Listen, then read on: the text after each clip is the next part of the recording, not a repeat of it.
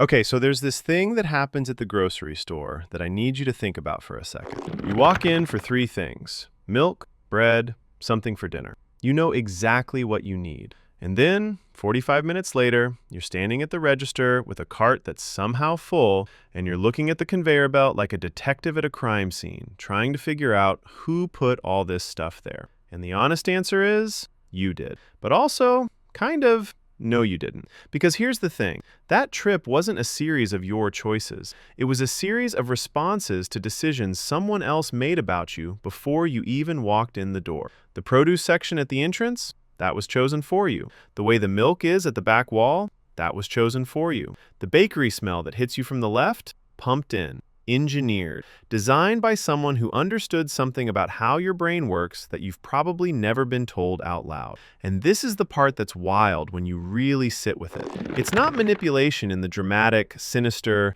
they're out to get you way. It's more uncomfortable than that. It's just that your brain has these grooves in it, these predictable little patterns that fire the same way in pretty much every human. And basically every industry, system, and social interaction you've ever had knows about these grooves and uses them all the time, without mentioning it. So no, this video is not going to give you a list of tricks to use on people at parties. What it's going to do is show you the machinery, the actual wiring underneath the decisions you think you're making. And by the end, you're going to see something familiar in a way that's going to make it very hard to unsee. Let's start with the one that affects your life the most, and that nobody explains in a way that actually sticks. Your brain is not a calculator. You know that intellectually, but you don't really live like you know it. Because your brain is very, very good at pretending it's being logical when it's actually doing something much weirder.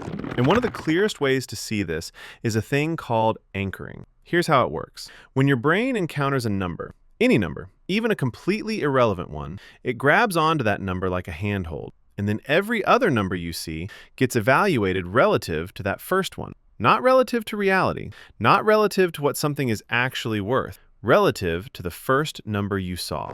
So when a clothing retailer shows you a jacket that was $480 and is now $195, your brain doesn't think about whether $195 is a reasonable price for a jacket. It thinks, that's a $285 discount. That's practically free. I'm saving money by spending money.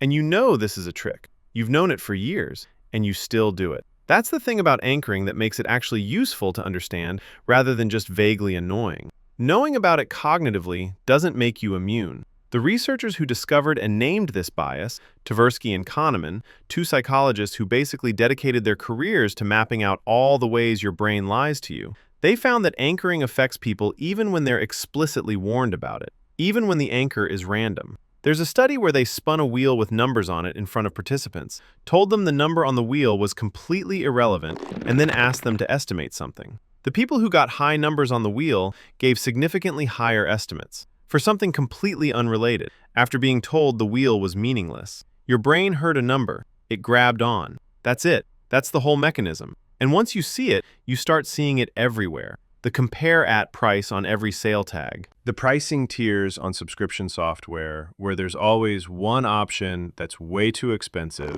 and one that's kind of reasonable and one that's somehow both cheaper and more limited, which exists only to make the middle option feel like a deal. The menu at a nice restaurant that has one dish that costs $85, which you will never order, but which is there to make the $42 option feel normal. That $85 dish is not on the menu because people order it. It's on the menu because of what it does to your perception of everything around it. This is called a decoy, and it is shameless, and it works on everyone, including you, and including the person who designed it, probably, in a different context. But anchoring is just the beginning, because the brain isn't just bad at evaluating numbers in isolation. It's bad at evaluating things in isolation, full stop. Almost everything your brain judges, it judges relative to something else. And the thing it's being compared to is almost never chosen by you. There's a concept in psychology called contrast effects, and it's basically the operating principle of every sales floor, every dating profile, every political speech, and every conversation where someone asks you for a favor. The idea is simple. The same thing looks different depending on what's next to it. A medium-sized apartment feels huge after you've been shown three tiny ones. A candidate's record looks stronger next to the right comparison. A request for an hour of your time feels reasonable if you've just declined a request for a full day. Real estate agents have a name for the apartments they show you first before they show you the one they actually want to sell. They're called setup properties. They're not presented to you as contenders. They're presented to you to calibrate your sense of what's possible and to make the real listing feel like a relief. The contrast effect is also why the classic advice to put your best work first in a portfolio is more right than people realize. Not because people stop paying attention after the first piece, but because the quality of the first piece physically changes how the second one is perceived. Your brain has already set its baseline. It's comparing, always comparing to something. The question is just whether you choose what that something is or whether someone chooses it for you.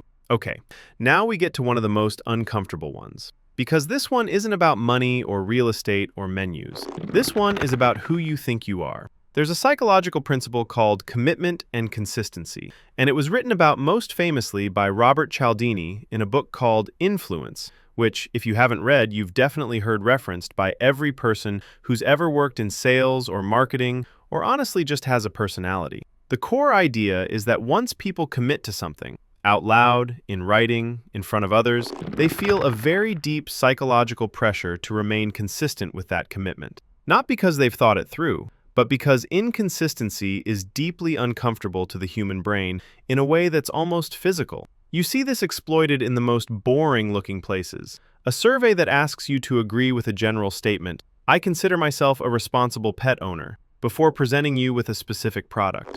A charity that asks you to put a small sign in your window before asking for a donation. An app that asks you a few values-based questions during onboarding before suggesting that users like you choose a certain setting. None of these are coincidences. They're all working off the same mechanism. Get someone to make a small, low-stakes commitment. Then let the brain do the rest. Because once you've said you're the kind of person who cares about something, every subsequent decision becomes filtered through that claim. You're not just deciding whether to donate, you're deciding whether to be a liar. And this is where it gets genuinely uncomfortable, because commitment and consistency doesn't only work when someone else is deploying it on you.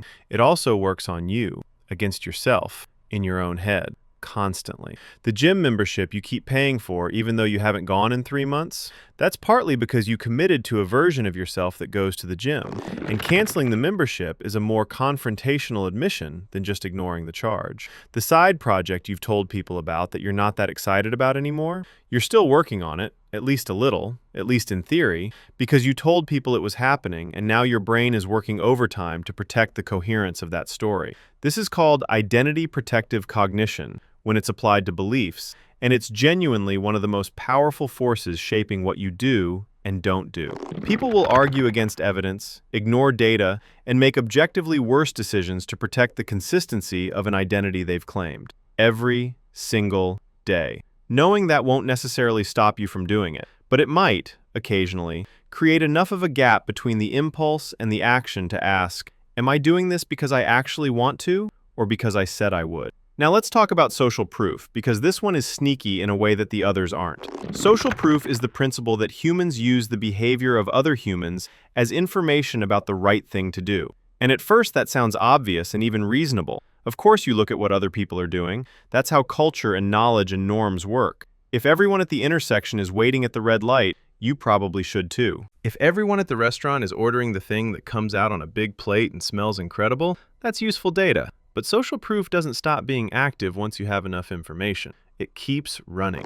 It runs in the background even when you don't need it. And it's very, very easily faked. Which is why it's been weaponized so thoroughly that by now it's almost invisible. The laugh track on a sitcom is social proof. You laugh more when you hear other people laughing, even when the joke isn't funnier. This has been consistently demonstrated since the 1970s. The bestseller label on a book is social proof. And it works even when the sales numbers that qualify a book as a bestseller are embarrassingly easy to game. The notification that says, 47 people are looking at this hotel right now, is social proof engineered to create urgency. The review count matters more than the review content to most people's purchase decisions, even though the review count tells you almost nothing about quality. And here's the thing about social proof that I think about more than is probably healthy. It's not just that it influences what you buy, it influences what you think is normal. It influences what problems you think are solvable. It influences what feelings you think are embarrassing to have. When you see that everyone on social media seems to have their life together,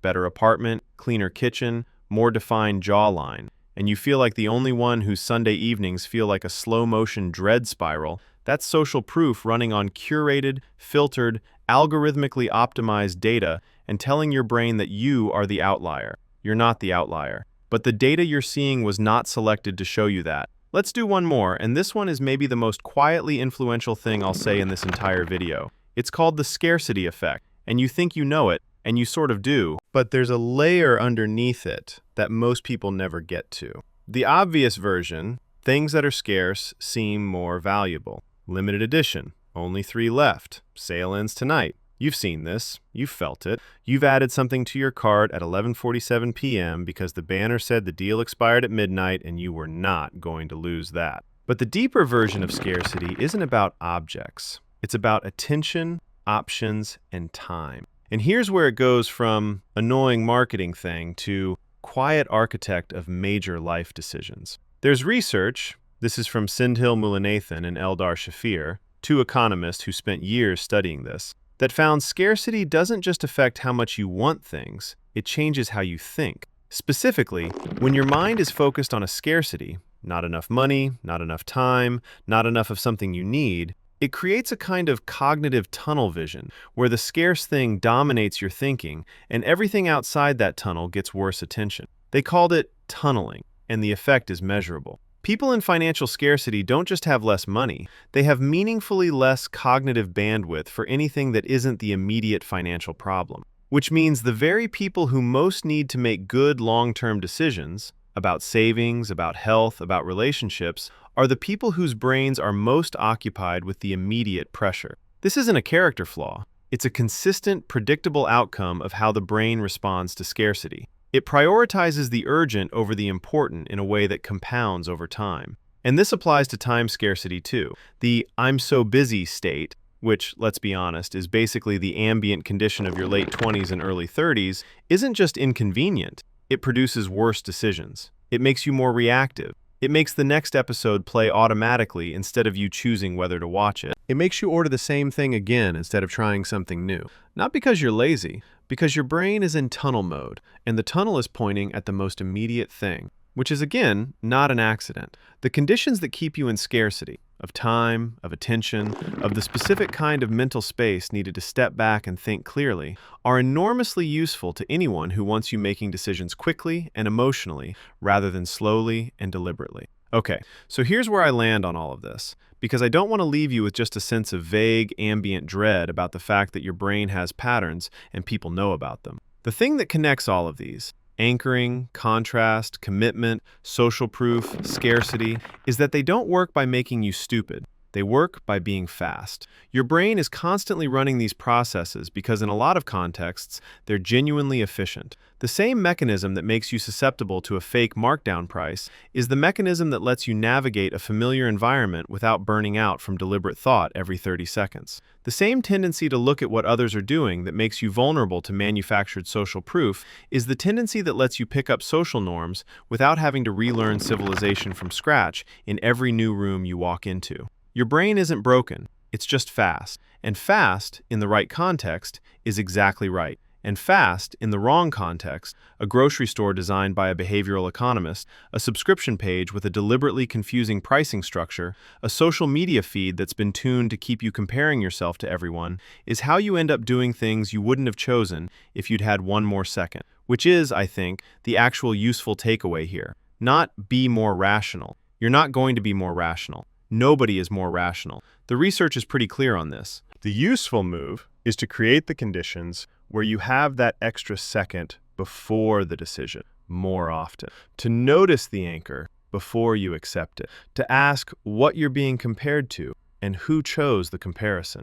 To notice when you're protecting a story about yourself rather than actually thinking about what you want. None of that is a guarantee. You're still going to buy the thing on sale because it was quote-unquote original price, $100 more. I am still going to do that. But occasionally, more often than before, you'll catch it. You'll see the machinery. You'll feel the pull and recognize what's doing the pulling. And that's a different kind of experience. Not smarter exactly, just awake in a way you weren't before. You walked into a grocery store. You know exactly what you need. And this time, when the cart starts filling up, you notice it happening. You don't necessarily stop it, but you see it. That's enough. That's actually enough.